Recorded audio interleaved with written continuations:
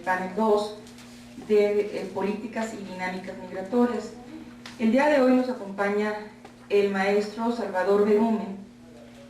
Él es director de investigación del Centro de Estudios Migratorios del Instituto Nacional de Migración de México, a quien le damos la palabra y tenemos 20 minutos. 15. 15 minutos. Muy bien, adelante.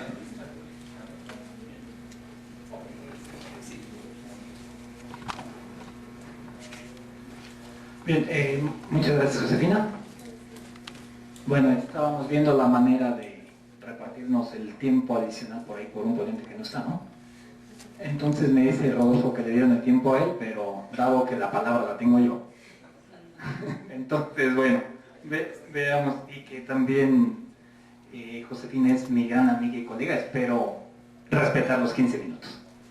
Bien, iniciar diciendo, bueno, que esta presentación está un tanto rara para mí, de fuera del formato que a veces usamos, porque estaba pensada para la mesa de ayer, en la mesa inaugural, es como, digamos, de alguna manera dar la perspectiva institucional de lo que dice ahí, que son las acciones que está haciendo el INM en facilitación de flujos, seguridad y protección de migrantes. Sin embargo, desde ayer, o sea, no le moví desde ayer, trataré de ir siendo de alguna manera lo más crítico posible, de una manera también analítica, dado que pertenecemos al Centro de Estudios Migratorios. Entonces el objetivo es destacar esas acciones a favor del INM. Sin más, sí les transmito un cordial saludo del comisionado Salvador Beltrán del Río, que no hubiera querido estar ayer, me envía a mí, tampoco pude llegar, pero estamos acá. Bien. Entonces, bueno, la presentación la he organizado de la siguiente manera. Primero es una lámina, dos o tres láminas hablando de la complejidad del fenómeno migratorio en México. Y esto lo quisimos poner así porque pues todos saben lo que ha pasado recientemente en México y sin embargo eso no nos debe llevar a desconocer que la problemática es mucho más compleja y que hay que seguir atendiendo el fenómeno en todas sus aristas. Esa es la idea. Bueno, después es facilitar flujos migratorios documentados, hay que permitir que eso fluya. También pensar que la gestión migratoria debe buscar por lo menos, si no podemos a lo mejor facilitar todo lo que quisiéramos, que ingresen todas las personas que a veces lo desean, pues sí darles un trato humano a estos. Y finalmente, bueno, mencionar de manera muy rápida algunos programas o acciones que están haciendo para esto. Bien, siguiente por favor. Bueno, el fenómeno migratorio en México, básicamente, la mayoría de los países hablan de que tienen los tres fenómenos como origen, tránsito, destino, a veces retorno. Creemos que en México es uno de los países que es el mayor ejemplo de esto. Si vemos la parte izquierda, entonces también tenemos ahí algunos cilindros, empezamos por la parte de abajo. Estamos hablando de 100.000 como saldo neto de migración mexicana.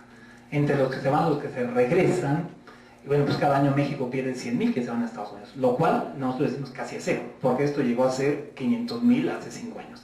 Bueno, aún así todavía sigue la migración mexicana. Pero si estos también tenemos un flujo temporal que se mueve anualmente, aproximadamente 400.000 personas que van y vienen durante el mismo año, esto fue 800 hace 5 años, aunque el fenómeno migratorio está a la baja, siguen siendo números impresionantes. Tenemos alrededor de 500.000 de eventos de mexicanos que intentan cruzar la frontera de manera documentada y lo regresan a Estados Unidos. Entonces es una magnitudes enormes, también esto llegó a ser más de 1 millón. Bien, ahora como tránsito, se estima que el año pasado fueron 140.000 eventos. Esto es incluyendo personas que trataron de cruzar hacia México de manera irregular, incluyendo los que retiene el INM, los que retiene Estados Unidos y los que logran cruzar. Esta cifra es aproximadamente de esa magnitud. En el 2005 estimamos que fue de 440.000. Bien, aún así, aunque está baja, el fenómeno es enorme. Bien. Finalmente, México como destino de migrantes, bueno, pues estimamos que anualmente se quedan en México a recibir 16.000 personas, lo cual son cifras pequeñas comparado con todo lo demás. Y nos da alrededor de 350.000 extranjeros que residen en México, los cuales tenemos que atender y facilitarles su vida y permitir que se integren a la dinámica de desarrollo nacional. Tenemos como 40, 60.000, 70.000 trabajadores fronterizos en la frontera sur, o trabajadores temporales le llamamos algunos, ¿no? Que después voy a hablar sobre ellos.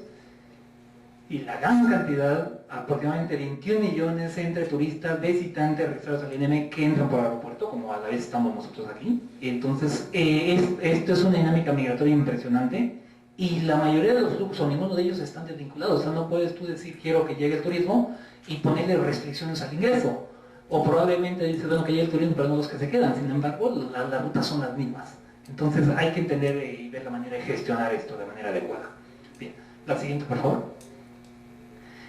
¿Cuáles serían los problemas en las fronteras de México? Muy resumido, no tengo demasiado tiempo. Bueno, pues la frontera sur, muchos la llaman porosa, yo la llamo abierta. La porosa la llamo la norte y te voy a explicar por qué. Bueno, pues esta tiene 1149 kilómetros de extensión, carencia en infraestructura física, tecnológica y humana. Tenemos 9 cruces formales que operan, a veces son 11 ahí registrados, pero hay múltiples cruces informales.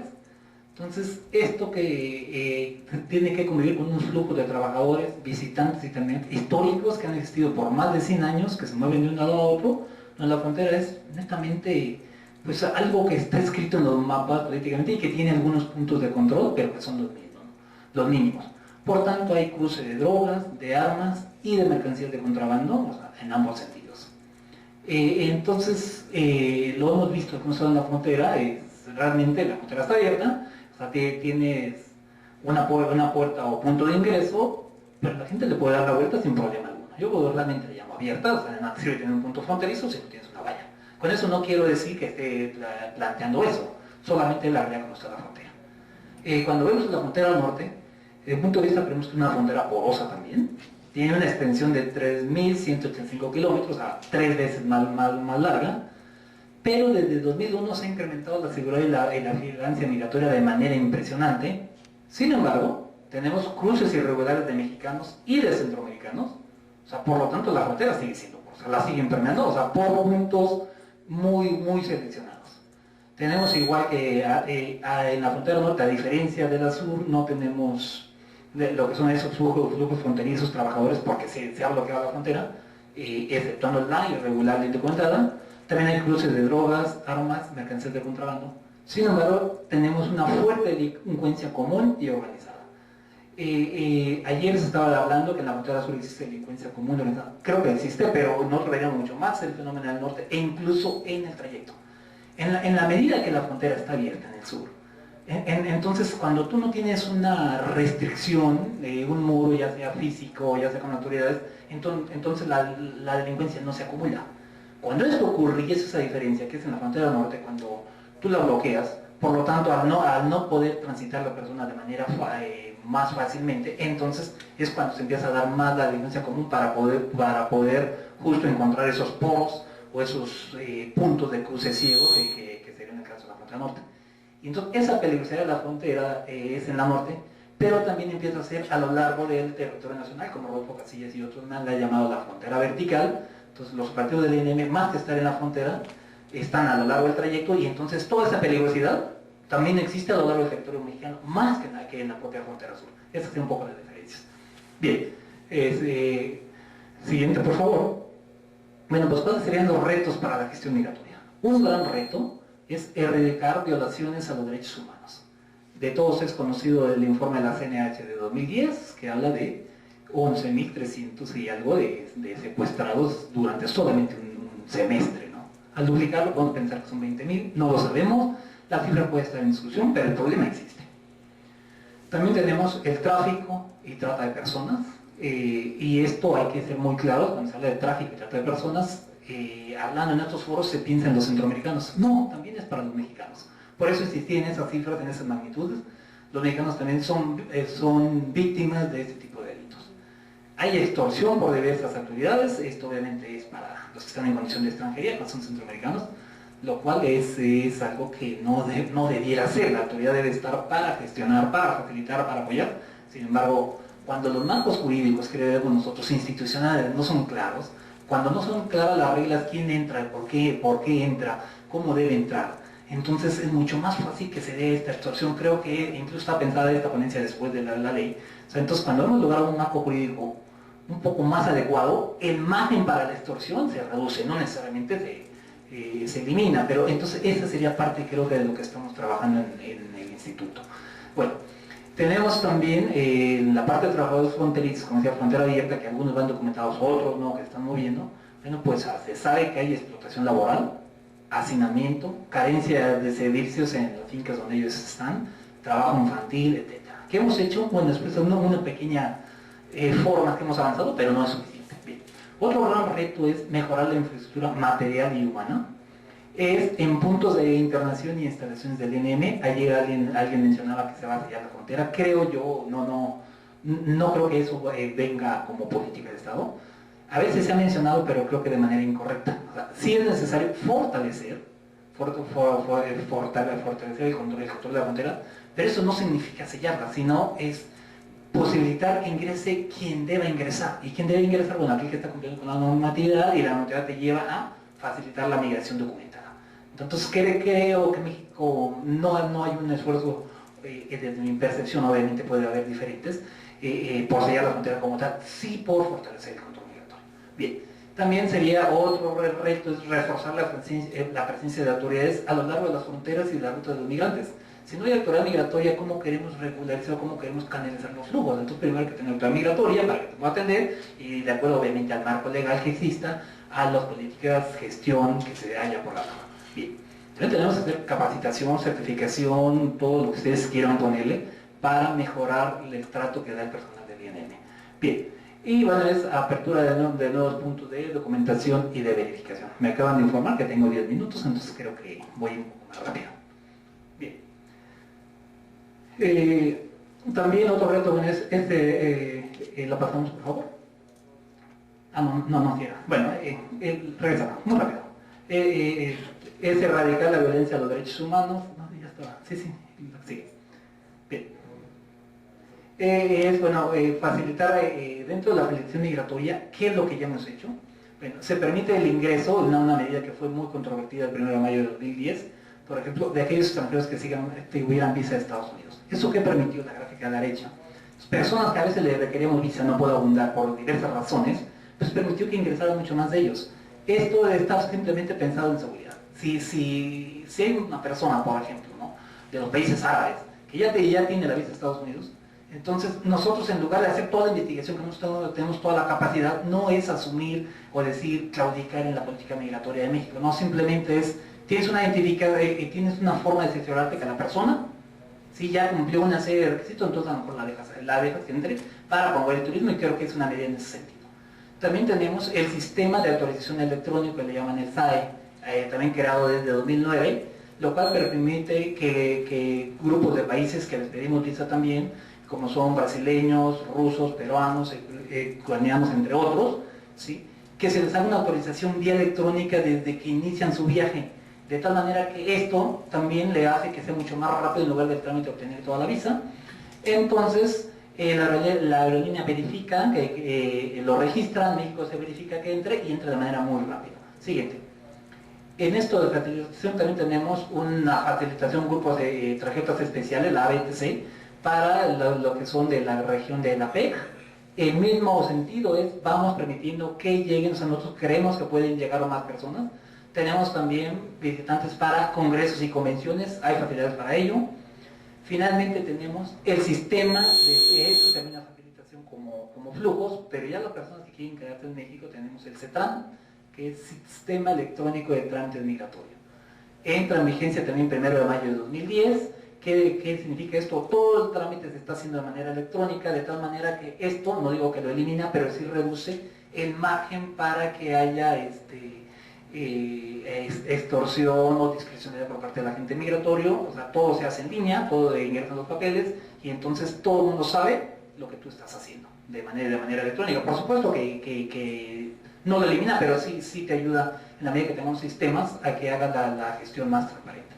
Se reducen tiempos, discrecionalidad de funcionarios, aumenta eficiencia, etc. Siguiente. Bien, tenemos también lo que es el programa de regularización migratoria. Hablaba que en México, bueno, alrededor de 16.000 personas llegan cada año, no tenemos más de 350. Aún así, bueno, pues entonces lo que hemos hecho, sí había personas irregulares. Entonces desde 2000 ha habido diferentes programas que, si quieres residir en México, cumple con los requisitos, pues conviértete en persona regular. Y del año 2000 a 2011 se han regularizado casi 29.000 personas, lo cual creo que no son grandes números, pero si tenemos pocos números, pues hagamos que ellos estén documentados. Esa es un poco la filosofía que está atrás de esto. Bueno, ahí están las entidades que se benefician, lo de la nacionalidad y demás. Siguiente, por favor. Bien. Ahora, dentro, y con esto termino la parte de facilitación, me dicen que ya tengo 3 minutos, por lo tanto intentamos cerrar. Bueno, entonces creamos una forma migratoria para trabajador fronterizo en la frontera sur. En la pregunta podemos dar un poco más.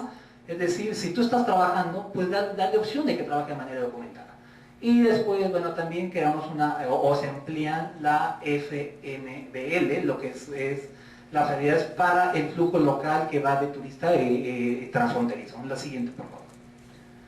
Bien, ¿qué estamos pensando? Por otro lado, la migración indocumentada estamos tratando de darle un trato más humano a la migración de tránsito irregular, con grandes programas como es dignificación de estaciones migratorias. Eso es que los extranjeros que están retenidos estén en mejores condiciones. Por supuesto que todavía no son las ideales, pero si hacemos un seguimiento en el tiempo, creo que sí se ha ido mejorando esta parte.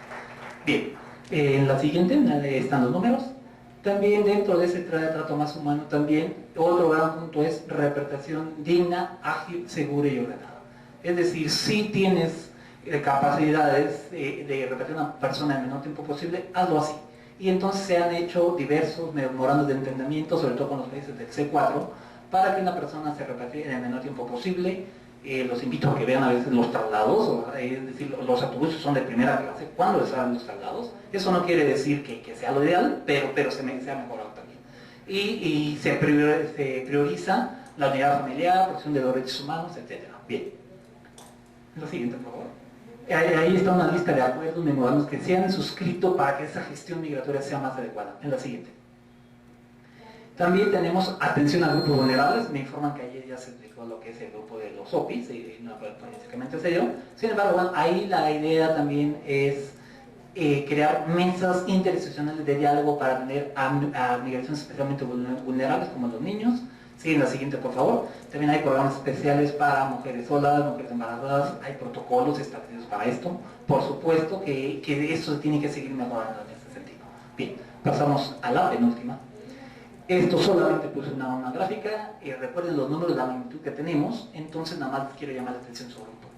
En la frontera norte, ¿sí?, la migración mexicana y la centroamericana deben enfrentar las mismas adversidades.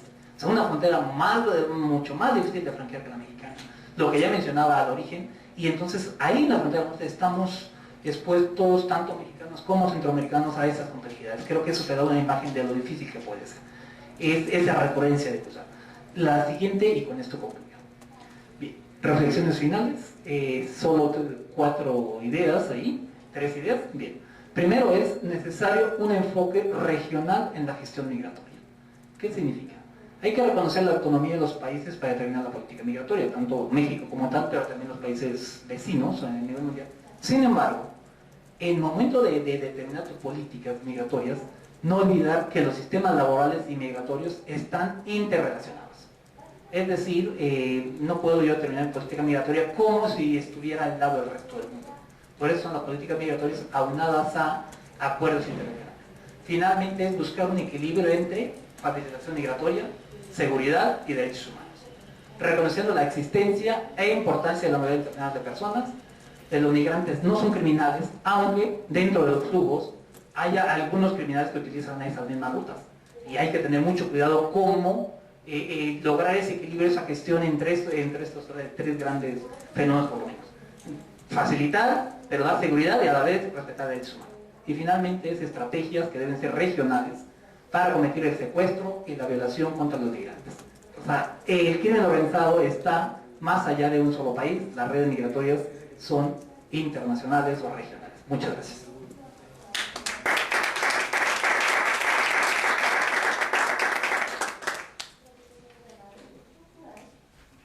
Le damos las gracias al maestro Salvador Berumen, que fue una excelente presentación. Y ahora continuamos con el doctor Rodolfo Casillas, investigador de Flaxo, México, y pues le damos 15 minutos. Gracias.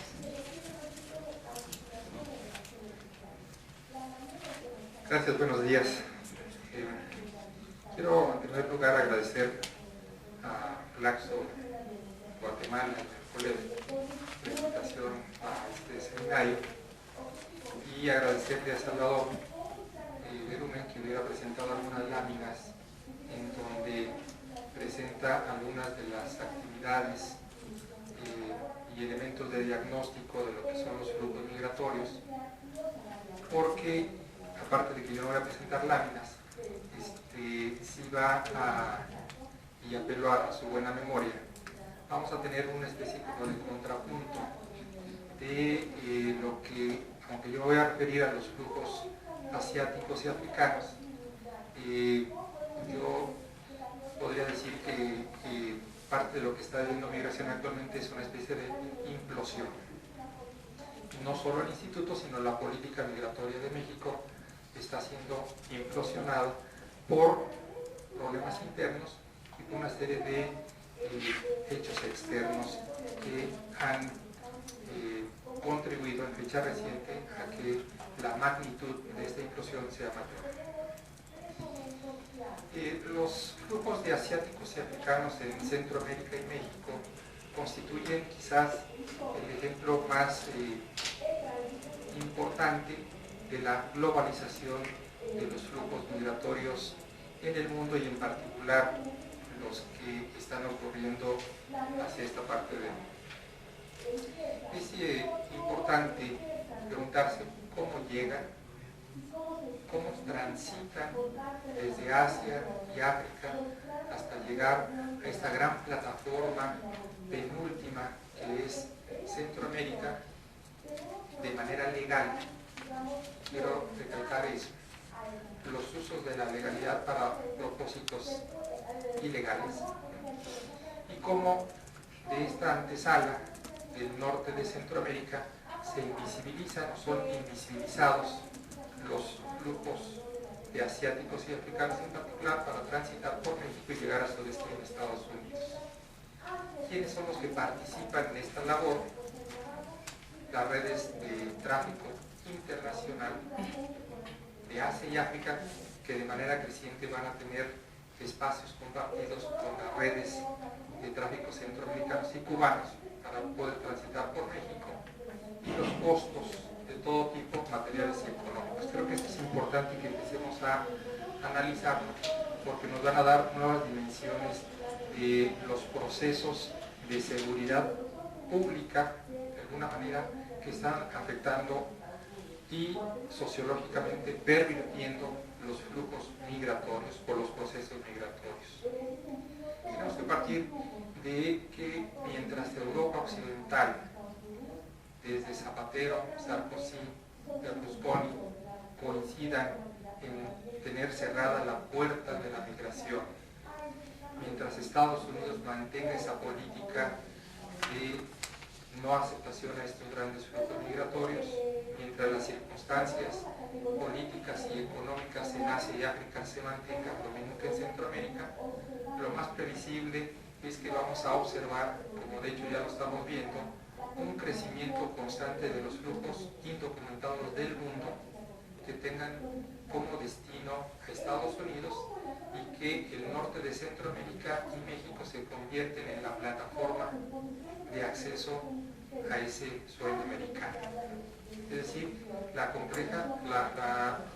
agenda migratoria internacional se va a hacer más compleja con la participación de estos nuevos agentes que son las redes de tráfico y algunas redes criminales en la región, que de manera progresiva han venido conjuntando sus labores, y en este espacio territorial del norte de Centroamérica y México encontramos el principal escenario de actuación de ellos. Frente a ello tenemos a los gobiernos que no están preparados para estos nuevos desafíos. Por un lado, tenemos que la agenda migratoria en la región ha cambiado tanto que tenemos la migración intra-centroamericana, para la cual los gobiernos de la región no han diseñado todavía políticas ni programas migratorios en la región. Tenemos la migración extra-regional, tenemos la migración de asiáticos y africanos, es decir, migraciones extracontinentales, y tenemos las migraciones del Caribe que también llegan o transitan por la región. De esta suerte, en los últimos 10, 15 años, de manera creciente, empezamos a ver cómo Centroamérica, y luego que México, quizá de una manera más pronunciada, transita de ser lugar de origen de la migración a ser destino de la migración, pero empieza a hablarse del tránsito migratorio, pensando en un primer momento solo en cómo los hondureños, los salvadoreños transitan por Guatemala, pero todavía no estamos pensando en otros flujos y cada vez vemos que hay nuevas nacionalidades que se suman a este tránsito internacional.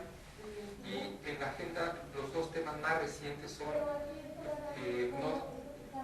no solo los retornados de manera masiva, particularmente de Estados Unidos, que sería un cuarto proceso en términos sociales, y un quinto proceso que es mucho más visible en México y que un mal augurio podría decir que pronto será más evidente en Centroamérica, que sería aquel flujo de los desplazados por conflictos internos. Es decir, en el caso de México, nosotros tenemos localidades, particularmente en el norte, pensando en Tamaulipas, en donde poblaciones de la noche a la mañana se han visto despobladas, si no al 100%, sí, más del 50%, se pasan a residir en alguna localidad en algún condado de Estados Unidos por los conflictos entre los cárteles o de los cárteles con el gobierno. Pero también en Michoacán, que no es tan fronterizo, pero también está teniendo procesos de migración interna por este tipo de razones. Entonces tenemos algo que es inédito en la historia de México, como es el caso de Colombia, que tiene una larga tradición de problemas de desplazados internos por los conflictos. Pero en el caso de México esto no ocurría y ahora sí ya está ocurriendo, aunque todavía no tengamos estudios al respecto. Pero entonces estamos hablando de origen, destino, tránsito, retorno y desplazados internacionales por conflictos internos. En esta visión muy rápida, quizás todo el mundo está enterado cómo tenemos gente de la Cancillería que lo ha tenido que trabajar y desvelarse, sería guatemalteca, en relación con los secuestrados y asesinados, que particularmente desde agosto del año pasado nos empezamos a observar con el caso de los 72 asesinados en San Fernando, y de ese momento ahora no solo se ha incrementado el número de fosas y de cadáveres encontrados en San Fernando, y eso en México hay un juego que se llama el Velat, ¿no? Es una cantidad más lo que se acumule, ¿no? Entonces tenemos una especie de acumulación parecida, porque cada día o cada tercer día han ido encontrando nuevas fosas y nuevos cadáveres, y el último recuento, si mal no recuerdo, llegan cerca de 600 cadáveres en un solo lugar, que es San Fernando. El problema es de que aparte no sabemos cuántos San Fernandos hay en México. Y el otro aspecto vinculado a esto, que es lo que yo quiero referir, es cómo desde el año pasado las autoridades mexicanas en particular tienen el conocimiento no reconocido públicamente que entre los asesinados no solo había guatemaltecos, salvadoreños, ecuatorianos, brasileños, hondureños, sino también había gente de la India. Y ese hecho está dando la evidencia de cómo la articulación de las redes de tráfico internacional están trabajando de manera coordinada, compartiendo eslabones, y el eslabón o el territorio donde más articulan esos eslabones es aquí en Guatemala. Guatemala,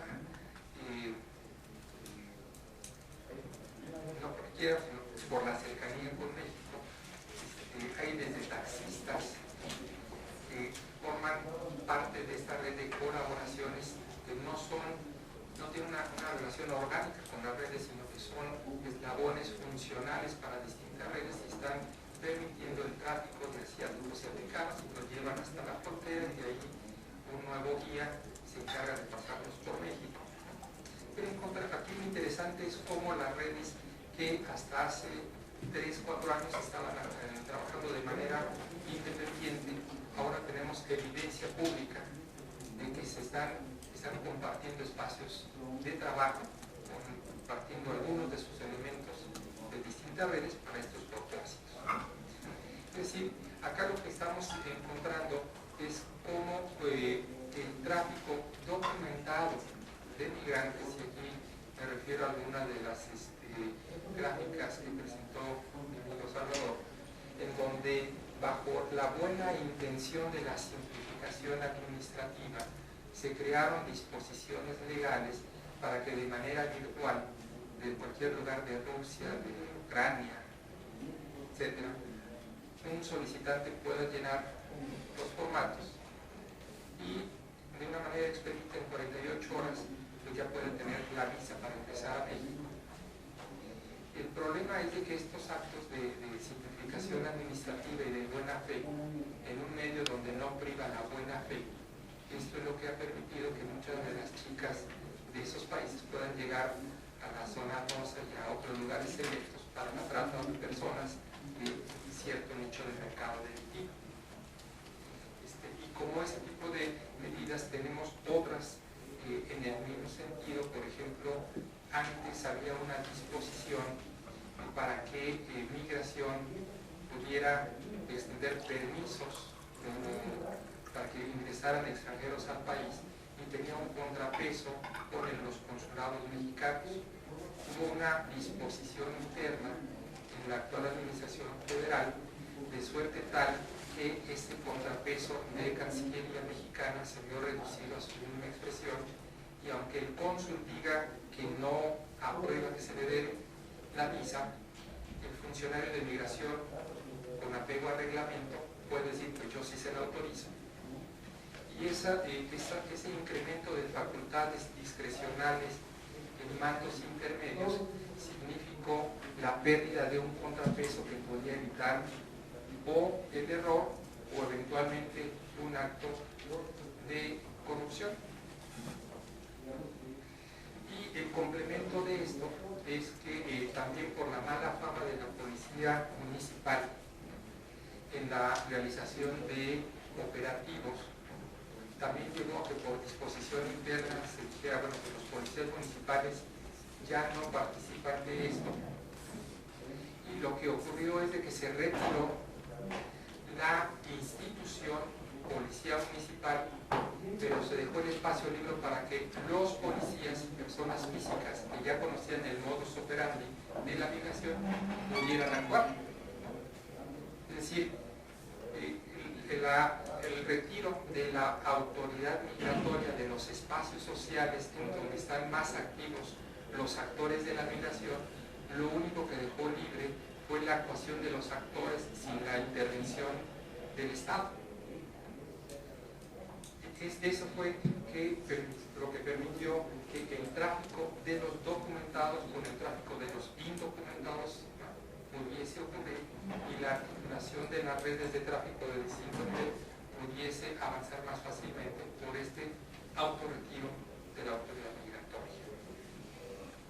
Eso no quiere decir que México, y con esto ya quiero cerrar porque tengo unos minutos por delante, y es una invitación a los gobiernos y a las sociedades y a los académicos. No podemos seguir pensando en respuestas locales para problemas globales. Mientras nosotros sigamos insistiendo en este tipo de respuestas locales, y esta sí es una afortunada coincidencia con lo que dice Salvador, quiere decir, tenemos que buscar nuevos esquemas de cómo analizamos los flujos migratorios en estos 4 grandes elementos. No podemos dejar de ver que la migración centroamericana a Estados Unidos es una, y la transmigración como tal es otro problema que obliga a Centroamérica a dialogar con México, porque los problemas de los migrantes centroamericanos no están en Estados Unidos, están en México. Por lo tanto, eso genera un nuevo espacio de negociación exclusivamente para los problemas de la transmigración, que son diferentes de los problemas de los centroamericanos que ya llegaron a su destino en Estados Unidos. Un tercer componente es la migración que ocurre al interior de Centroamérica, y un cuarto componente de esta agenda más amplia es el concurso de los grupos asiáticos y africanos, porque todos estos cuatro grupos diferenciados para efectos de esta exposición tienen y están mostrando en campo una tendencia creciente a la coordinación de espacios y a compartir eslabones y actuaciones. Por lo tanto, las respuestas locales van a tener un alcance no solo insuficiente, sino hasta equívoco, si no buscamos una visión regional para estos problemas globales. Por otro lado, la acción solo de los gobiernos resulta también insuficiente por la complejidad de los sectores y participaciones, no solo pensando en las redes delictivas, sino también en las redes humanitarias, que desde otra lógica están participando en los procesos migratorios. Por último, es deseable que se pueda revisar y actualizar la relación gobierno y sociedad, y se los digo a través de la experiencia mexicana, que tiene buenas prácticas que aprender, pero también hay muchos errores que también son enseñanzas para no volvernos a repetir. En la administración Fox, por graciosa concesión de esa administración a la Iglesia Católica en particular, se convino en que migración no se acercara a los albergues. Eso en contraposición explícita con lo que marca la ley, independientemente de si la ley está bien o está mal, pero la ley decía, pues tienes que hacer operativos. Sin embargo, se tiene ese acuerdo y se retira a migración, y ahora en la nueva ley de migración que se aprobó quedó incluso explícito que migración no se puede acercar a los albergues. El problema es de que estos santuarios santuarios humanitarios, en la medida en que se retira la institución policía, que era la que hacía las infiltraciones. Migración nunca hacía infiltraciones porque no tenía agentes para ese propósito. Quienes sí hacían infiltraciones a los albergues y lo siguen haciendo son los cuerpos de seguridad pública municipal. Pero también al prohibirse el retiro de la institución policía, lo único que hizo que estos albergues, estos santuarios humanitarios se convirtieran en santuarios del crimen, porque los que sí entran son los traficantes y sí entran los zetas. Es decir, por eso digo que un acto de buena voluntad no es suficiente cuando estamos actuando en realidades tan complejas en donde tenemos suficientes evidencias de cómo estas redes están buscando usar la ley para violar la ley. Entonces, tenemos que revisar cuál va a ser la relación de los gobiernos con la sociedad para que realmente logremos los propósitos de proteger los derechos humanos y no estemos creando espacios de la impunidad y del delito. Con esto último, pues yo cierro esta invitación de que tenemos que reflexionar desde las categorías de análisis. Ya desde ayer escuchábamos de porosidad, y yo precisaría, hablamos de porosidad institucional, y frente a esa porosidad institucional que vemos una gran comunicación de las sociedades fronterizas, frente a la porosidad institucional tenemos una gran permeabilidad social, que es lo que nos ha permitido los grandes intercambios de sociedades transfronterizas y que a final de cuentas desde otra lógica nos ha dado estabilidad en nuestras fronteras. Tenemos estos problemas que les he ido mencionando, por lo cual creo que la realización de este seminario, la convocatoria del COLEF y del Flaxo, a los académicos también nos da nuevos elementos para una reflexión regional que nos invita desde la revisión de conceptos, perspectivas de análisis y generación de políticas públicas novedosas frente a nuevos problemas. Muchas gracias.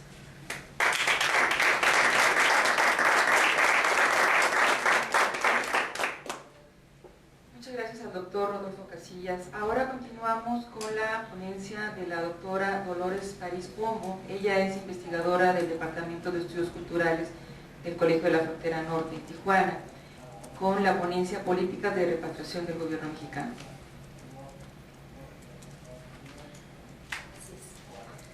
Bueno, pues agradezco también las láminas que presentó Salvador, porque de alguna manera va a ser una continuidad, pero una profundización en una de las láminas y en una partecita.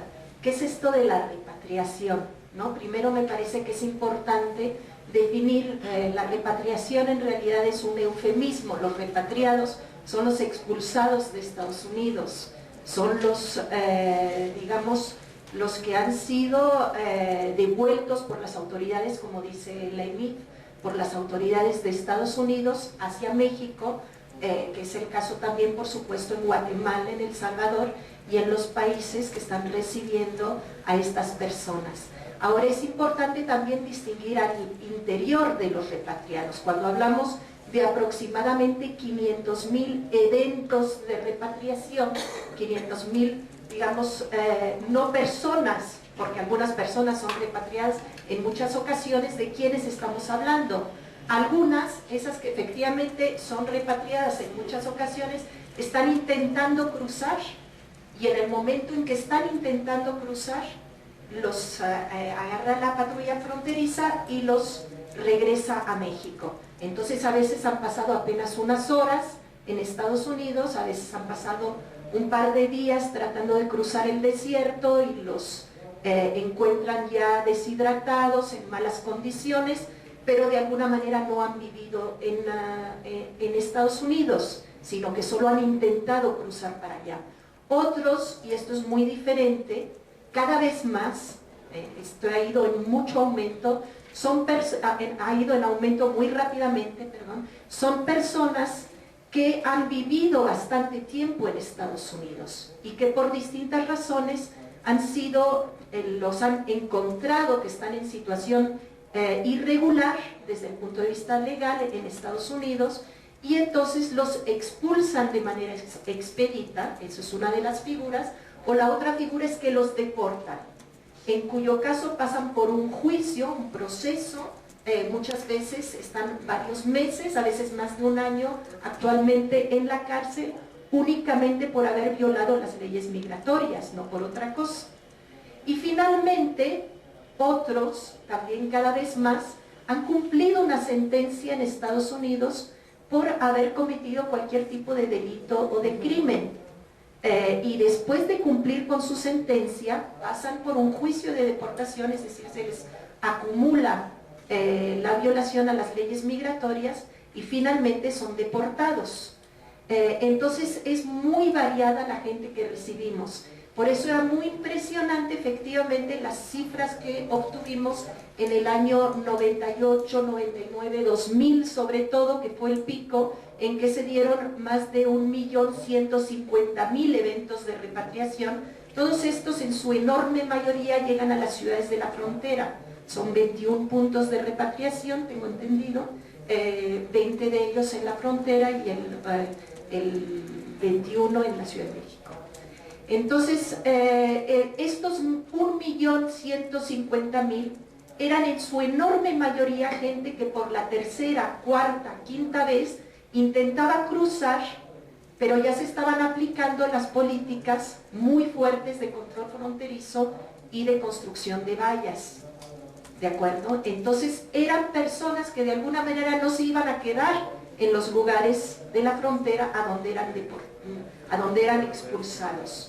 En cambio, lo que sucede hoy en día es que las personas que son devueltas muchas veces van a intentar desesperadamente volver a cruzar, pero muchas de ellas no van a tener ninguna oportunidad de hacerlo debido al aumento de los costos de los coyotes y a la dificultad para cruzar sin documentos. Entonces, voy a pasar rápidamente digamos, esto que es un poco que nos da la idea de cuáles son las ciudades que reciben más deportados, expulsados.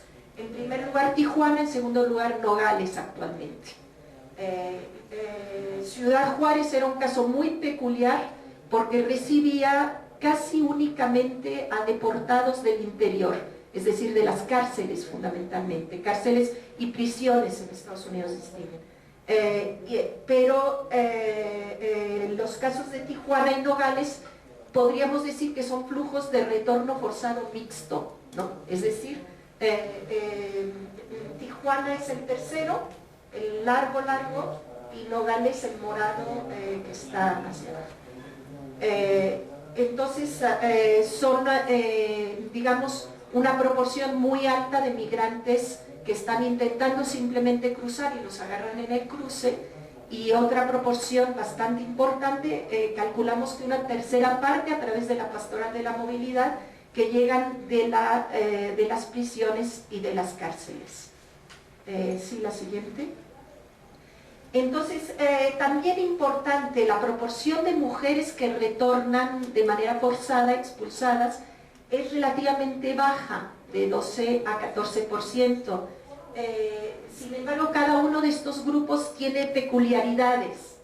En el caso de las mujeres es muy frecuente también que dejen a familias completas en Estados Unidos, es decir, también en Estados Unidos hablan de familias mixtas desde el punto de vista legal. El hombre es más frecuente que tenga la visa, porque suele ser una migración más antigua. Los hijos muchas veces son nacidos en Estados Unidos, entonces son ciudadanos americanos. En cambio, las mujeres, como llegaron en un momento en que ya no había posibilidad de regularización, muchas veces son expulsadas, digamos, y dejan a toda la familia al otro lado. Esto es muy frecuente, se recibe en el Instituto Madre Asunta en Tijuana, muchas veces a este tipo de mujeres que tienen a toda la familia en Estados Unidos.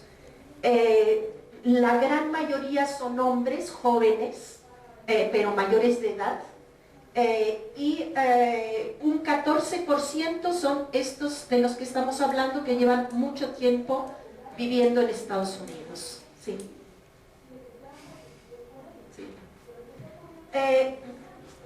¿Qué es lo que ha hecho México al respecto? Desde mi punto de vista, el gobierno mexicano ha reaccionado, no ha tenido una política específica de respuesta ni una política de repatriación, sino que cuando de alguna manera empezó a crecer hasta tal punto que la sociedad local estaba pegando el grito al cielo, en particular en Tijuana y sobre todo en Ciudad Juárez, por la cantidad tan enorme de gente que recibían y que ya no podía volver a cruzar y se estacionaba en las ciudades fronterizas, se echaron a andar algunos programas. El primero que se echó a andar, y desde mi punto de vista el más exitoso, es para los niños. Y es exitoso sobre todo por la red de albergues y por la participación del sistema nacional. Entonces, digamos, estos eran, hay una buena coordinación y un proceso en general bastante ordenado de repatriación de los niños. En general, luego veremos las excepciones, sí. Digamos, las fallas son la deficiencia en la coordinación entre los consulados y el Instituto Nacional de Migración, y entre los consulados muchas veces y también las autoridades estadounidenses. En particular, hemos detectado a muchos adolescentes que no se avisa al consulado que van a ser repatriados, que no reciben nunca. Algunos de ellos incluso nos dicen, sí nos dijeron algo, pero no sabíamos que era el consulado, ¿no? Entonces, son repatriados sin haberse comunicado con el consulado y sin que exista instrucción del consulado. Y sobre todo, el problema son los horarios y los puntos de repatriación. Es decir, aunque Tijuana y Nogales reciben a la enorme mayoría de los devueltos, hay ciudades como por ejemplo Naco, Sonora, pequeñas poblaciones en la frontera que no tienen ningún tipo de infraestructura y que son además ciudades localidades muy peligrosas, porque de alguna manera están controladas por el crimen organizado.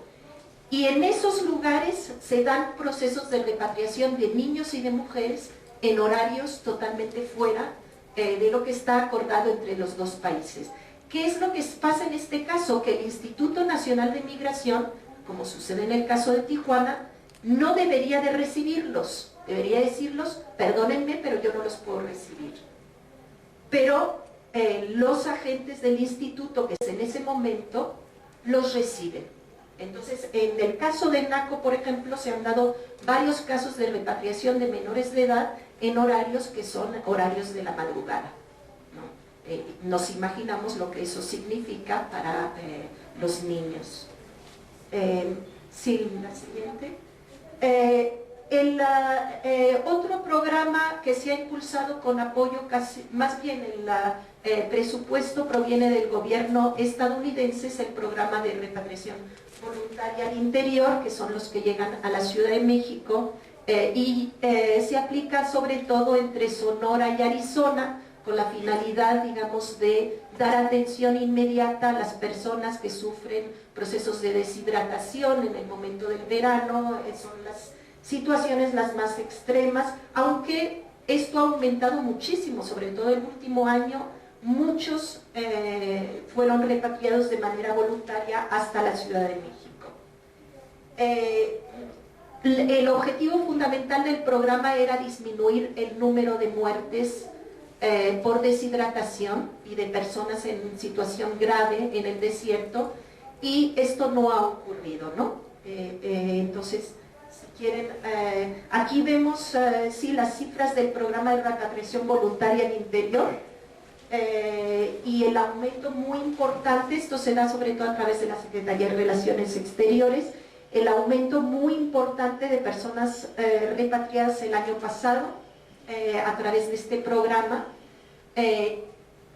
En realidad, digamos, el número de muertes ha ido variando, pero no ha disminuido a raíz del programa. No se ha notado una incidencia. Sí. Y finalmente el programa de repatriación humana, que es el más reciente, que se echó a andar hace apenas 2 años y medio, y que trata de coordinar los esfuerzos que ya existen. Es decir, coordina a través del Instituto Nacional de Migración a muchas instituciones que trabajan inclusive de la sociedad civil, como los albergues de los migrantes, para recibir a los repatriados. Esto es interesante porque hay albergues de migrantes, casas del migrante como Tijuana y Ciudad Juárez, que ya no reciben a migrantes, es decir, el 90 y tantos % de los que llegan a estas casas del migrante son deportados, son mexicanos. Incluso estas ciudades, digamos, la proporción de migrantes centroamericanos o incluso del sur de México que llegan con intención de cruzar es cada vez más pequeña, porque hay una información que ha pasado a través de las redes, que es casi imposible cruzar por esos puntos. Sí, entonces los logros pues son importantes, sobre todo a nivel, por supuesto, de coordinación y de apoyo para el regreso a las casas, a sus comunidades de origen. El asunto es que mucha gente no regresa a sus comunidades de origen. Incluso lo que hemos detectado es que tomando el apoyo del Instituto Nacional de Migración, tomando el apoyo del programa de repatriación humana, para comprarse el boleto, se compran el boleto, pero se bajan en los puntos donde saben que pueden contratar un coyote. Es más, el coyote está contratado desde el punto de repatriación. Una anotación interesante, en el caso, por ejemplo, de Agua Prieta, el encargado del programa de repatriación humana es el principal pollero del lugar. Entonces está todo organizadísimo. El señor recibe a los deportados y los envía a donde van a poder volver a cruzar. Entonces eso es una de las debilidades, pero la debilidad fundamental es que el programa no tiene presupuesto, por lo menos no lo tenía hasta el año pasado, no sé si ahora se le ha asignado, y por lo tanto lo que se puede hacer sin presupuesto en general es poco. Sí, y rápidamente, porque ya tendría que terminar, entonces las violaciones a los repatriados, ¿cuáles son? Son muy similares a las violaciones a los migrantes, centroamericanos, incluida por supuesto el tema del secuestro, aunque es menos frecuente, también es muy frecuente en Tamaulipas, que se den casos de secuestros de personas que han sido deportadas. Desesperados por volver a regresar, empiezan a buscar pollero, se entera de alguna manera la red del crimen organizado y rápidamente los secuestran para recibir dinero de sus familiares que quedaron en Estados Unidos. La extorsión es lo más frecuente, igual que para los migrantes centroamericanos. Sobre todo la extorsión por parte de policías municipales es generalizada. Los deportados son muy visibles porque vienen muchas veces con su uniforme de la cárcel o de la prisión. Entonces cuando llegan se ubican y aunque no lo lleven, se ubican desde el punto de vista, digamos, de lo que se llama en sociología la exis corporal, ¿no? Las violaciones a derechos sociales, económicos, culturales, la mayoría de la gente no tiene a dónde llegar, pasan de la casa del migrante a albergues para indigentes, buscan desesperadamente trabajo, no lo van a encontrar, estamos en una situación de crisis en la frontera, algunos pasan de la casa del migrante a albergues para indigentes y terminan en centros de rehabilitación, porque también es impresionante la proporción de personas que devuelven a Estados Unidos que son adictas a las drogas, dependientes de las drogas. En fin, como tengo que terminar, paso a las conclusiones y la siguiente, ahí está. Entonces, el problema principal es la integración a mediano plazo, es decir, se puede recibir a la gente, se le puede apoyar para que regresen a sus comunidades. Algunos de ellos lo dicen francamente: yo ya no tengo comunidad en México, yo ya no tengo familia.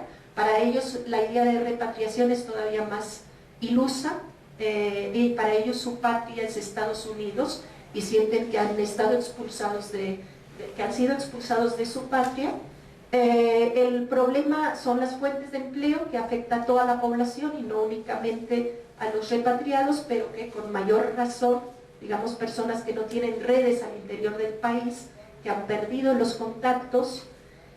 El asunto de la reunificación familiar, muchos han dejado familia al otro lado y es una desesperación tremenda, sobre todo para las mujeres, el saber que tienen a la familia allá, que tienen a los hijos allá y que no pueden regresar. Bueno, una de estas mujeres que lleva ya mucho tiempo en el Instituto Madre Asunta está ahí porque está más cerca de sus hijos, que están en Los Ángeles. Tiene familia en Michoacán, pero no se quiere ir a Michoacán de miedo de alejarse, pero el alejamiento geográfico, digamos, ya existe. Da lo mismo que sean 300 kilómetros a que sean 2000, pero sí el sentimiento es diferente. Y el problema también de seguimiento de niños, niñas y adolescentes, que es particularmente, digamos, tiene su punto más débil en el asunto de la reinserción escolar. Aquí lo dejaría entonces.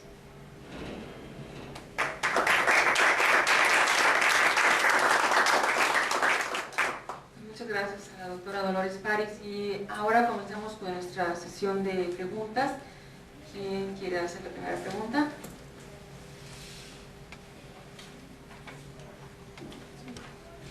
Creo que se escucha, ¿no? Sí, se escucha. El doctor Daniel Villafuerte. Bueno, yo quisiera en primer lugar felicitar a los tres panelistas. Creo que nos brindaron un panorama muy interesante, ¿no? Varios planteamientos que recogen los problemas actuales que enfrenta el fenómeno migratorio, ¿no? Y yo destacaría dos cuestiones que me parecen importantes, ¿no? Por un lado, una cuestión que tiene que ver con las prácticas, con la política migratoria. Y en todo esto, un aspecto que me parece importante para reflexionar es la debilidad institucional que hoy está presente en las instituciones encargadas de aplicar la política migratoria. O sea, una debilidad que se expresa justamente en estos grandes huecos, como decía la doctora París ahora, como, digamos, alguien que está metido en un programa de repatriación es a su vez pues un intermediario de estas redes, ¿no? Esto me parece pues evidente y que está presente en otros ámbitos, en otros programas, en otros espacios. Entonces la debilidad institucional, repito, es algo que debe llevarnos precisamente a un rediseño de las instituciones, con una participación, yo creo, amplia de la sociedad, como se está intentando hacer ahora, ¿no? Por otra parte, me parece importante lo que decía Rodolfo en el sentido de una revisión conceptual, metodológica, para analizar justamente el fenómeno migratorio y distinguir justamente las escalas, los niveles de análisis entre sistemas migratorios, la articulación entre estos. Es, creo, muy importante entender que no se puede hacer un análisis a profundidad de lo que ocurre en la región de la frontera sur sin ver la frontera norte y viceversa, ¿no? Se necesita un enfoque quizás holístico que permita ver las expresiones particulares, pero también el fenómeno global. En ese sentido quisiera destacar un punto que tocaba el maestro Salvador Berumen, en el sentido de lo que él le llama, lo que él no estaría de acuerdo en llamarle frontera porosa, sino frontera abierta. Y creo que este es un punto muy importante de entender cómo las fronteras ahora han cobrado una centralidad muy relevante, o sea, nuevas funciones que antes no las tenía, ¿no? Por lo menos se creía que con esta idea de la globalización se iban a dividir las fronteras, y hoy por el contrario ejercen una función muy importante en términos de filtro, en términos de esta idea de permitir lo deseable y lo indeseable, ¿no? Cuando se dice que las fronteras no se van a sellar, sino que se va a permitir una migración legal, pues estamos detrás de todo esto pensando en que hay, digamos, lo deseable y lo indeseable, ¿no? Estamos pensando en lo peligroso y lo que no es peligroso, ¿sí? Lo que contamina y lo que no contamina, ¿no? O sea, pareciera ser que la migración forzada, esta migración laboral, finalmente contamina y pone en riesgo a un país, no solamente de tránsito, sino también de destino, ¿no? Y esto debe llevarnos justamente a una reflexión sobre la naturaleza que hoy están adquiriendo las fronteras, no solamente aquí en el sur de México, Centroamérica, sino en todo el mundo, ¿no?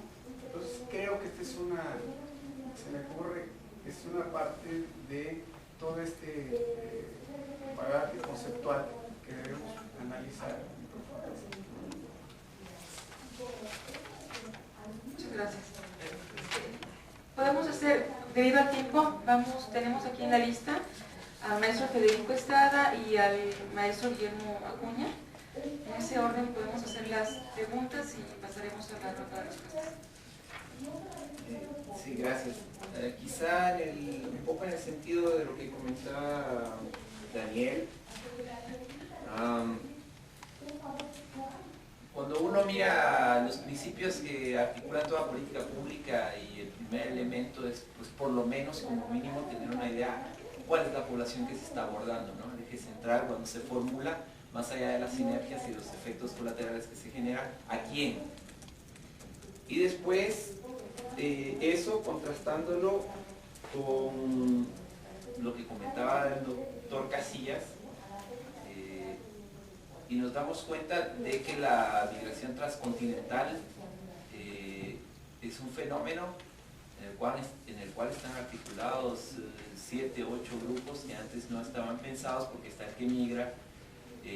Nos dimos cuenta en la investigación están los asesores jurídicos de cada uno de los países, están los medios de transporte que están articulados, están los funcionarios de gobierno que extienden documentos, etcétera, etcétera.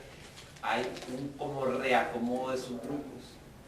En las investigaciones sobre las migraciones centroamericanas, en Centroamérica nos damos cuenta que está el que migra, pero como no es la migración sur-norte, sino que es sur-sur, entonces está la familia atrás, está la transformación agrícola, están las modificaciones en los sistemas de registro en las municipalidades, están las autoridades municipales que venden o que prestan otro tipo de identificación para incorporar a estas poblaciones. Está el fenómeno que nos comentaba la doctora París sobre, está el migrante que va y cuando regresa pues se desintegró la comunidad, está desplazada la comunidad y entonces queda rearticulado en otro lado, se le fue para los estados. Y entonces a lo que decía, a lo que comentaba, ¿no? Cuando se habla de migración, ¿de qué se habla? O de las migraciones. Y a ese punto preguntarle cómo podría una política pública hacer frente a un fenómeno que tiene 150.000 variables y que está en recomposición permanente. Porque quizá el gran concepto de que hay grandes bloques homogéneos que la política pública impacta para tener resultados definitivos se va haciendo cada vez menos eficaz. Entonces, el gran dilema, ¿qué se hace? Se hacen miles y millones de políticas públicas para abordar cada una de las diversidades, o se pierden eficacidad. O quizás seguimos pensando que la sociedad era cuadrada, como nos lo presentó la modernidad, y las categorías que estamos utilizando para pensar la realidad todavía son modernas, y que todavía hay grandes bloques y clases y grupos sindicatos en los cuales se puede dar de frente, ¿no? Entonces quizá hay categorías o nos dejamos ir o nos envivimos por conceptos como los del individualismo metodológico, en el cual se cree que una persona toma la decisión y va sorteando, entonces se le puede contar como un individuo. Cuando las recomposiciones de la sociedad nos hacen muy complicado ya comprenderlo y mucho menos abordarlos y tener incidencia.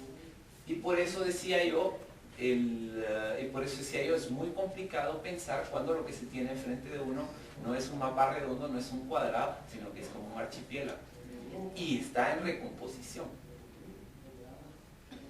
Entonces, pregunta al término, es nada más, lo dejo en el aire, cómo pensar políticas públicas cuando la recomposición permanente de la sociedad es tal, ¿sí? Y las variables nos hacen muy difícil siquiera definir a quién estamos direccionando una política pública. No digamos grados de eficacia, componentes, evaluación, etcétera, y todo lo demás que es parte de la política pública. Sí, maestro Guillermo Acuña, y por ahí se anexa la doctora Maribel Cruz. Sí, bueno, buenos días, gracias a los ponentes por la variedad de ideas que nos han permitido estas reflexiones, ¿no? En el mismo orden de las ideas que planteaban Daniel y Federico, un par de elementos también para el debate, ¿no? Como para agregarle, digamos, a ese nivel de incertidumbre que Federico plantea en la última pregunta, ¿no? Es que a mí, yo lo decía ayer en la presentación, a mí me sigue pareciendo que desde el proceso regional, llámese Centroamérica, versus la articulación hacia el norte, ha existido, digamos, una ausencia y una indefinición en los procesos de política migratoria, ¿no? Y yo lo hablaba en términos del rol que tienen algunos actores, llámese el sistema de integración centroamericana, etcétera, ¿no? En ese marco, ¿no? Digamos, las debilidades que expresa ese proceso de integración o esa institucionalidad de la integración para abordar un fenómeno tan complejo como el de las migraciones, ¿no? Yo creo que el tema está planteado y yo creo que, como lo planteaba Rodolfo, si tenemos que abordar este fenómeno, lo tenemos que hacer desde una perspectiva global, ¿verdad? Y ahí entonces tenemos la otra pregunta y es qué estamos entendiendo, si todos estamos de acuerdo, si estamos hablando el mismo lenguaje o si tenemos una línea común de entendimiento de este fenómeno. Cuando Rodolfo hablaba de la plataforma de la parte norte de Centroamérica, yo pensaba también, para hablar del tema de las migraciones extracontinentales, yo pensaba también en la plataforma sur, digamos, en el bloque sur, ¿verdad? Que es entrada y filtro de estas migraciones extracontinentales, ¿verdad? Que obviamente, digamos, desborda el interés que le puso Rodolfo a su exposición. Pero no quería desaprovechar una imagen que me contaba un asiático al que entrevistamos en un centro de un albergue en Panamá, cuando señalaba que caminando por el Darién como puerta de entrada hacia Panamá, y apenas identificaban a las autoridades panameñas, a las autoridades migratorias panameñas, entonces los migrantes extracontinentales hacen esta señal para que los detengan, ¿verdad? Para que puedan ser asegurados, ¿no? Para que puedan ser detenidos, ¿verdad? Después de que vienen de un viaje, ¿verdad? Tal vez el tiempo acá nos gana y no podemos explicar o describir con mayor magnitud lo que nos comentaban estas personas, ¿verdad? Pero prácticamente es una odisea de un mes, ¿verdad? Que inicia entrando por Ecuador o Brasil y cuya puerta de entrada a la región es precisamente por el bloque sur o la plataforma sur, donde también hay debilidades institucionales a todo nivel, ¿verdad? Era como una imagen que quería compartir con ustedes. Y finalmente, no hemos hablado aquí del gran negocio que significa, digamos, para las autoridades migratorias estadounidenses y para las empresas que se dedican al tema del aseguramiento entre comillas, ¿verdad? La detención de migrantes indocumentados en Estados Unidos, ¿verdad? Para las empresas carcelarias privadas, algunas de ellas asociadas a los procesos de reforma de las leyes migratorias que se han estado aprobando, como la de Arizona, por ejemplo, ¿verdad? Donde ya fueron identificadas algunas de estas personas pertenecen a las empresas carcelarias que están haciendo su negocio con las personas migrantes indocumentadas en Estados Unidos. Doctora Maribel. Sí, sobre el tema de las políticas está el punto de la debilidad institucional, ¿no? que mencionaron varios ejemplos, pero también hay otro que es lo de la política contraproducente. En esto me llamó mucho la atención el ejemplo que dio del sistema de autorización electrónica, ahí donde se retira al cónsul la atribución de otorgar visa, que son normalmente las atribuciones de los cónsules ahí, para este sistema, y ver cómo está perverso, porque justamente permite lo contrario, menos control de justamente esas personas. Entonces, esas acciones institucionales que tienen efecto contrario a lo planteado, ¿no? Y entonces, muy concretamente me pregunto, ¿para cuáles países está abierto este sistema? ¿Para todos los países o fue solo algunos? Porque la lámina de la primera de Salvador mencionaba solo algunos países. ¿Cómo fueron entonces elegidos esos países? Porque en los que ya veíamos, era un país donde sabemos que justamente hay muchas relación con la trata de personas de la prostitución, entonces no sé si es más pasando, o sea, esos son impactos muy precisos, es muy particular y que efectivamente se puede analizar muy concretamente. Entonces quisiera saber un poco más de este sistema. Muchas gracias por las preguntas y pasamos a las respuestas que nos ponen.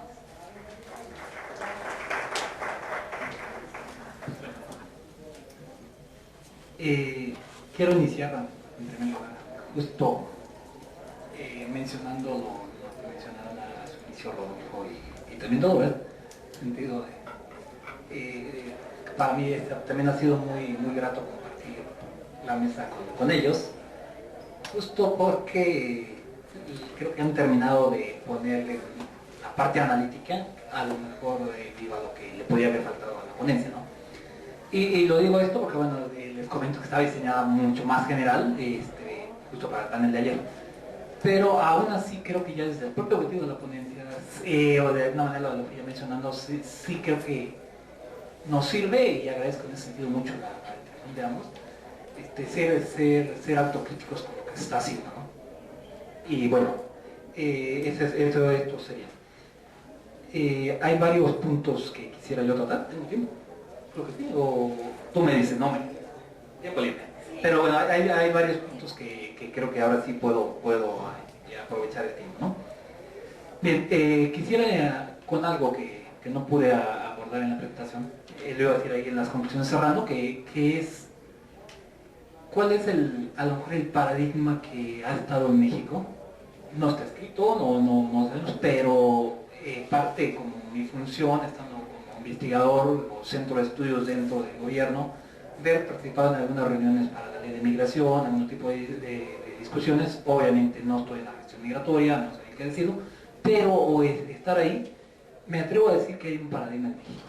Y ese paradigma lo quiero contrastar contra el paradigma que desde fuera, como analítica, quiero ver que a lo mejor está en Estados Unidos, con los errores que eso me puede llevar. Esto es importante y en eso está de alguna manera implícito en la presentación, que es lo que quiero hacer ahorita más explícito. Entonces, el asunto es que no podemos pensar los fenómenos, y eso también lo mencionaban posteriormente en varias intervenciones, no podemos pensar los fenómenos aislados. O sea, no podemos hablar que queremos seguridad y vamos a hacer todo lo posible por seguridad y olvidarnos de la facilitación migratoria. Hay que ver los riesgos que se mencionan, por supuesto que hay que verlos, hay que procesarlos. O sea, tenemos que tener por lo menos esos tres ejes, y hay incluso un cuarto que hemos puesto a veces. Tenemos que también ver el asunto de los derechos humanos.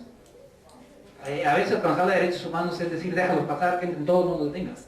Pero entonces, ¿qué pasa con la cuestión de la seguridad? Lo que más o menos mencionaba Rojo, es decir, facilitas y luego entra gente que a lo mejor no debiera. ¿Qué pasa también con la facilitación migratoria? Estamos en un mundo donde la movilidad de personas, hablo más allá de los migrantes, está alto.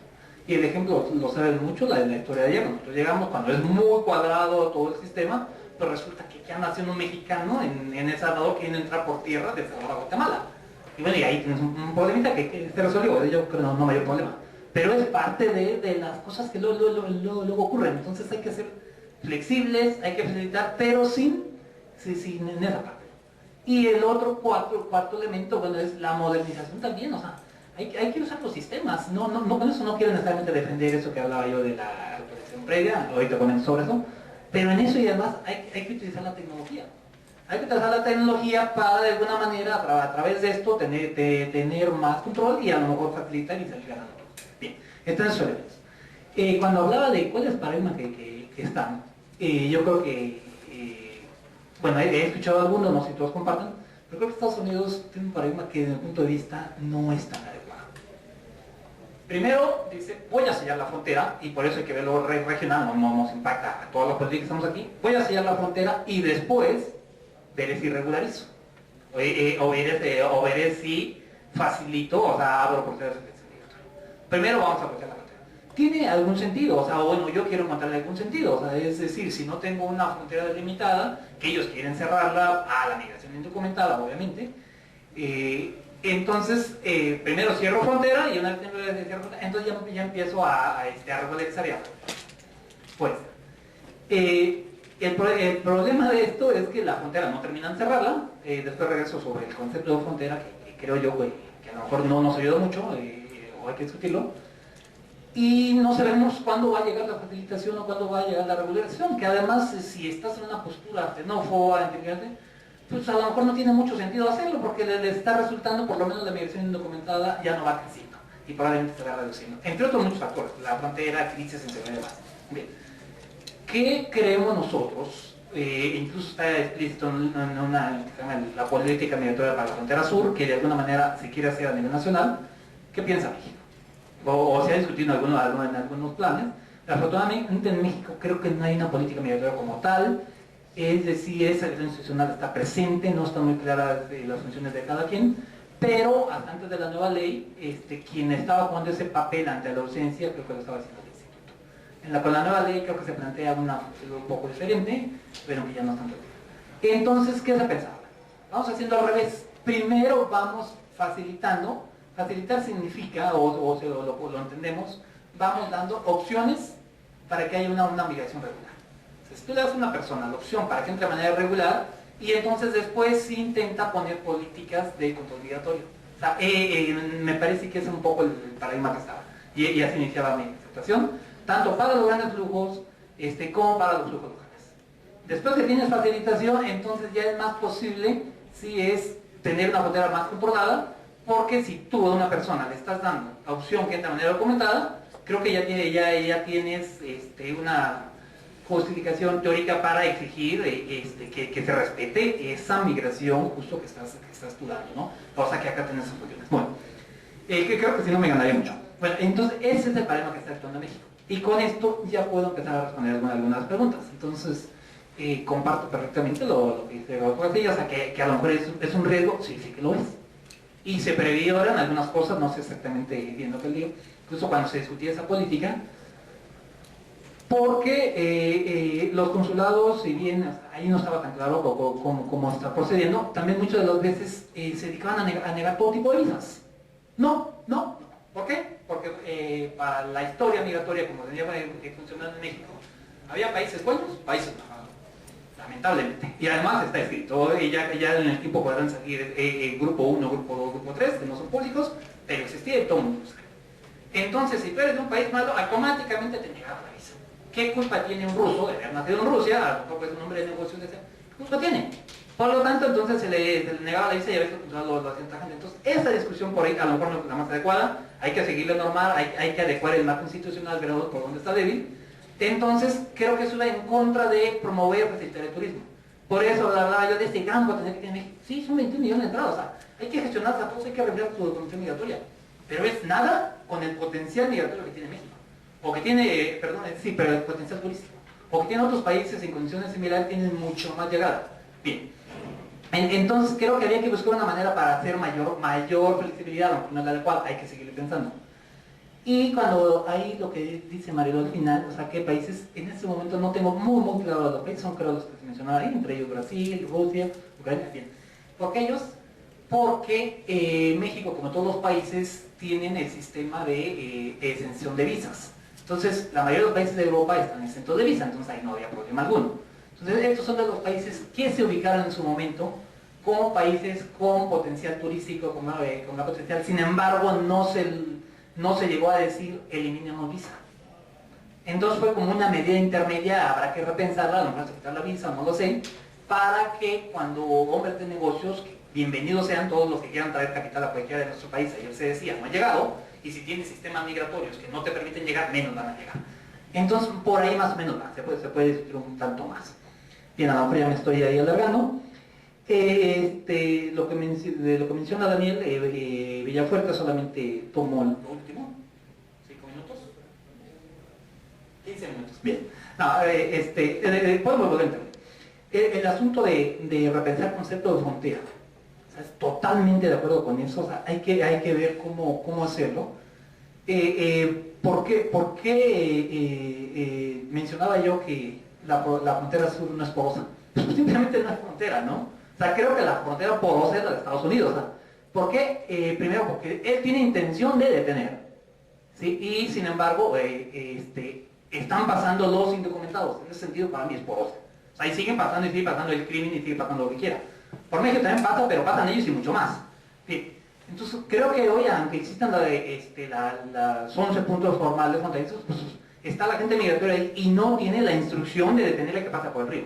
O sea, ahí no hay aseguramiento en la fronteriza. Entonces, una frontera abierta donde quien quiere pasa por la puerta y quien quiere dar la vuelta. Entonces, pero tampoco podemos pasar a la frontera bloqueada. O sea, realmente creo que Estados Unidos quiere bloquear la frontera totalmente a lo irregular, obviamente, y también a los demás porque no ha abierto opciones para regularizar y demás. Entonces, en México, ¿qué se estaría pensando? En México creo que sí es necesario desde el punto de vista, es una frontera. Yo creo que bloqueada, yo creo que no. Yo creo que tampoco seguir el concepto que no aplica ahorita el de porosa, pero tampoco llegar a una frontera porosa. Yo creo que tiene que ser una frontera ordenada, una frontera regulada.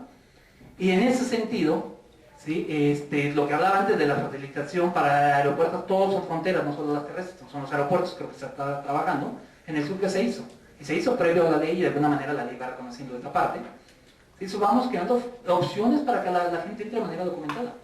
Entonces, había una FMVA, se hace mucho más abierta, más segura que se hace la FMTF, Forma Migratoria para Trabajo Fronterizo. ¿Qué hay atrás de esto? Si una persona de Guatemala, de departamentos fronterizos, hay iniciativa para abrirlo a todo Guatemala, tiene una oferta de trabajo en México, eso significa que el mercado lo está demandando. Tiene una oferta de trabajo en México, pues te doy un documento legal para que entres, no tiene costo alguno. Fue una pelea lograr que no tengan costo alguno para que no fuera la excusa para no tenerlo. Entonces, si tú ya tienes una opción documentada para estar en el país, entonces creo que se justifica el poner control migratorio. Bien, ¿qué otro movimiento tenemos intenso en la frontera sur? Tenemos los visitantes locales, alrededor de 2 millones al año a lo largo de toda la frontera, entre guatemaltecos y beliceños. Se les da una opción para que ellos entren de manera documentada, de tal manera entonces que tú digas, ¿por qué estás entrando por el río si tienes una opción? Entonces creo que por eso el paradigma, o sea, lo pensamos diferente, no necesariamente se ha logrado. ¿Y qué nos falta? Nos falta obviamente otro flujo muy importante, que lo mencionaba yo ahí en la primera lámina, también se ha mencionado, que es la migración de manera irregular porque va de tránsito a Estados Unidos. No creo que yo deba abundar demasiado en esta parte, solamente enuncio como que qué se puede hacer. O sea, esa parte creo que todavía está en discusión, es una parte muy compleja, pero creo que también tenemos que encontrar una salida para esto. En la medida que se encuentre la manera para gestionar la migración de manera regular, a todos nos conviene que la migración de tránsito por México sea regular, no sé exactamente cuál, tengo algunas ideas, pero todavía no se han discutido mucho y no lo podría abordar aquí. Entonces, podríamos entonces seguir llevando el control de la frontera. O sea, a nadie nos conviene que tenemos 140,000 al año, más o menos estimados, llegaron a ser hasta 500,000, nadie nos conviene esa migración irregular por México. Sin embargo, las soluciones, y eso lo decían las conclusiones, tendrán que pasar por acuerdos, negociaciones entre los países de origen, México que es tránsito y Estados Unidos que es destino. O sea, creo yo inconcebible, que yo creo que México no puede continuar otros 10, 15, 20 años, mínimo creo yo que van a seguir estos flujos, por todo el cambio demográfico que viene todavía en una primera fase de transición demográfica, dirían los demógrafos en Centroamérica. Es decir, hay una gran cantidad de niños, de adolescentes, de jóvenes, que en los próximos años van a buscar oportunidades de empleo. Desafortunadamente en Centroamérica no se ve que se estén generando las condiciones para absorberlos. Estados Unidos les sigue apostando a una agricultura intensiva en mano de obra, en los servicios, por lo tanto entonces los mercados ahí hay una complementariedad, México está en medio. Entonces creo yo que se debe pensar todavía una manera para hacerlo así. O sea, México creo que no se debe ver a futuro 15, 20 años con esos problemas. Y el asunto es que mientras continúe la migración de tránsito de manera irregular por México, el grado de vulnerabilidad aumenta. Sin embargo, tampoco nos engañemos, tampoco hay salidas fáciles. Tampoco, digamos, dar una visa de tránsito, o sea, hay muchas voces en ese sentido, tal vez ayude, o sea, esto sí no podría hablar ahorita. Sin embargo, sí un riesgo. Aún dando la visa de tránsito, ¿sí? Estás en las condiciones similares que los mexicanos. Probablemente ya reduzca. Sin embargo, yo decía, el problema de inseguridad, si bien está en la frontera sur, está más en el trayecto y está más en la frontera norte.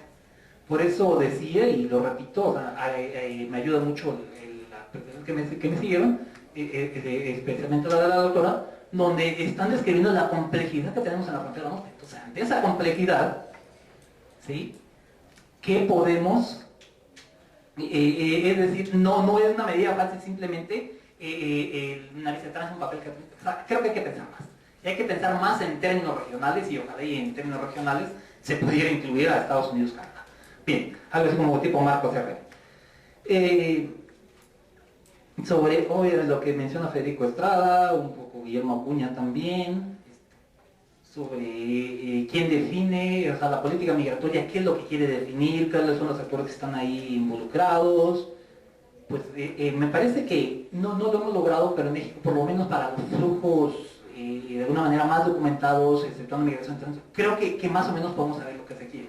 En la medida que, como sociedad civil en México y en Centroamérica y demás, se vaya aclarando cómo queremos vernos como país, creo que será más fácil crear leyes, crear procedimientos y de reducir discrecionalidad. Totalmente de acuerdo que eso falta todavía definirlo más, ya voy a terminar. Esto es muy importante. Desafortunadamente, desde mi punto de vista, todavía la ley reciente, que tiene muchísimos avances, hay algunas lagunas, hay algunas a lo mejor contradicciones, que tampoco es el foro para abordarlo. Sin embargo, a veces también dependemos como sociedades de lo que los legisladores han puesto. Y el caso que también mencionaba Rodolfo es un caso muy grave, es decir, por una práctica no se hacía operación en los albergues, que eran santuarios para los migrantes, pueden ser santuarios para el crimen. Se decidió llevar esto a ley, también tenemos que acatarlo, pero eso no quiere decir que una vez que está en ley va a ser permanente, ¿no? Y además, bueno, habrá que seguirlo discutiendo también, ¿no? Si realmente sale mejor, sale peor, ¿no? Ya comentarios muy concretos, un par de ellos. Mencionaba, doctora, el asunto de la repatriación de los niños que no están de acuerdo a lo que yo planteaba antes, a todos los protocolos internacionales que estableció México en Estados Unidos. Ahí totalmente de acuerdo, sabemos que eso existe. Sin embargo, hay que tomar decisiones en ese momento. Por ejemplo, entonces te traen un grupo de 20 repatriados, por lo menos los niños vienen con sus amigos, o con algunos que ya han sido amigos conocidos, obviamente que caen totalmente a riesgo, pero la alternativa se llegó a plantear. ¿Qué hago? Vienen 20 adultos, 15 adultos, 5 niños. Lo que hay que hacer es un extranjero a Estados Unidos, pero tengo que recibirlos. Si no lo recibiéramos, o cuando no lo han recibido, entonces ¿qué es lo que pasa? Entonces te entregan los 15 adultos, los 5 niños van y los sueltan 2-3 kilómetros ahí cerca de la ciudad, que es peor. O sea, es mucho peor lo segundo. O sea, lamentablemente, o sea, esas asimetrías de la política, no quiero hablar de poder, de más grande país, no, simplemente es de que ellos tienen el control, o sea, lo tienen, entonces él toma y lo suelta. Por supuesto que hay que seguir negociando, hay que seguir presionando con Estados Unidos. Creo que el fenómeno se ha reducido, pero o sea, hay que ser algunas veces hay que ser pragmáticos. O sea, entonces como esa decisión, o sea, lo más fácil sería no recibirlos, pero creo que termina siendo también muy peligroso para ellos, ¿no? El asunto de la agente de relación humana que está involucrado ahí, pues yo me llevo el nombre, veo a la persona que está ahí, o sea, es decir, para ver qué está, pero cualquier funcionario, y ya te lo mencionaba en la presentación, que en lugar de estar haciendo la función que le toca, yo me incluyo, aunque sea más investigador, pues debemos salir del instituto. O sea, el instituto tiene que tener, de hecho agregué una línea ahí, pero no la sabré, pero también está inmerso en un programa de capacitación, de certificación, ¿sí? De crear un centro de operador de control de confianza. No se ha logrado, pero es la institución que tenemos. Y entonces, pues esto sí, totalmente lamentable. Otro programa que no he mencionado son los grupos beta, que también apoyan a los migrantes. Sin embargo, también hay acusaciones que ahí están, ¿no? Y creo que toda esta es la parte de esa debilidad institucional conceptual. En la medida que el migrante pero no es, me refiero a delincuente. O sea, por supuesto que yo lo decía, hay que ver que no es delincuente. Sin embargo, están normas, a veces algunas son un poco, pero son normas un poco tontas, ¿sí? Pero hay que cumplirlas. Entonces, en la medida que este marco institucional lo hace más claro, entonces disminuyes esos espacios de indecisión, ¿no? Pero eso lamentablemente ahí sigue, ¿no? Y lo último, el programa de repatriación voluntaria al interior, esto solamente como comentario cuando menciona la doctora de que viene a México, que no ha reducido lo de las muertes y demás. Yo creo que no, pero no vi tampoco como no vi la cifra de muertos. Me parece que han reducido un poco. Sin embargo, ahí sí tenemos un problema metodológico. O sea, a lo mejor no los estamos contando bien. O a lo mejor no estamos teniendo el ejercicio contrafactual. O sea, ¿qué pasaría si no existiera el programa de repatriación voluntaria al interior? Es decir, los riesgos en la frontera norte, todos lo saben, han venido creciendo en los últimos años. Entonces, a lo mejor las muertes hubieran crecido de manera exponencial, o no solo son las muertes, son las exposiciones que están ellos a las redes de tráfico. Y eso lo quiero plantear porque creo, si las cosas no cambian, muy probablemente en un par de meses se haga un programa piloto, que es, además del programa de repatriación voluntaria al interior, para hacer un programa continuo de repatriar a algunos mexicanos a aeropuertos del interior para sacarlos de la zona de conflicto en la frontera.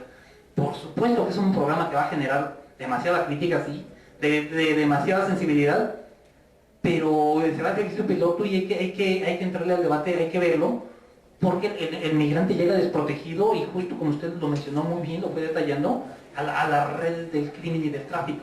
Entonces, lo que sí analizamos con el programa de Relación Voluntaria del Interior es que la repetición, la exposición del mexicano a un nuevo evento, sí baja un poco. Sin embargo, también el traerlo al interior, también hay el riesgo de que el conflicto de la frontera se traslade al interior. Habrá que seguir discutiendo toda esa parte. Bueno, pues muchas gracias, perdón por extenderme. Quiero agradecerle a Josefina, que es una mujer muy justa, que nos dé a nosotros dos los minutos que le dio a Salvador. No se crea, estoy bromeando. No, miren, yo dos ideas principales. Frente al planteamiento que decía Federico, que todo este dinamismo, todos estos procesos que se han ido desarrollando, como él lo ilustraba, y entonces cómo diseñar políticas acordes a eso. Y yo diría que esa complejidad a la cual él hacía referencia debiera ser una nota de aliento, porque estamos encontrando sociedades muy activas en generar cosas, así sea en los segmentos y en actividades fuera del orden legal. El problema es cómo hacemos para ensanchar y generar un nuevo marco legal que permita que toda esta riqueza y toda innovación social pueda ocurrir de mejor manera y en la medida de lo posible evitar daños. Entonces yo creo que aquí tenemos un gran desafío, todos los que desde distinta perspectiva estamos analizando los procesos migratorios, tanto los que formulan política pública como los que vemos otros aspectos cuantitativos o cualitativos como se han ido presentando. Entonces, esta gran complejidad, más bien yo lo veo como una gran oportunidad de generar nuevo conocimiento en todos los sentidos posibles. La segunda idea tiene que ver con algo que Salvador ha hecho referencia en sus dos participaciones, que es una muestra. La buena noticia es que el gobierno mexicano, porque no tanto el Estado mexicano, sino el gobierno mexicano en los últimos años ha generado una gran discusión interna en materia migratoria y quizás o quizá también alentado o acicateado por las circunstancias, pero se está haciendo una gran discusión en el ámbito federal como yo no recuerdo que hubiera ocurrido antes. Esa es la buena noticia, ¿no? La mala noticia es que pareciera no haber brújula, ¿no? Se discute y se hace de todo con la mejor de las intenciones muchas veces, pero también con grandes contradicciones. Y a veces, insisto, con actos que parecen de buena fe y que no se están viendo las implicaciones que hay atrás y que tenemos suficientes evidencias, ¿no?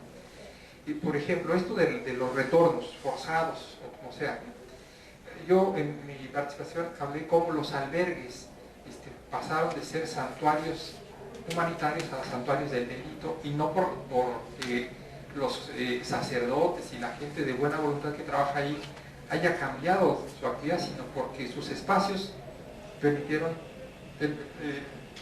siendo espacios para esa otredad delictiva. Pero también las estaciones migratorias, fíjense.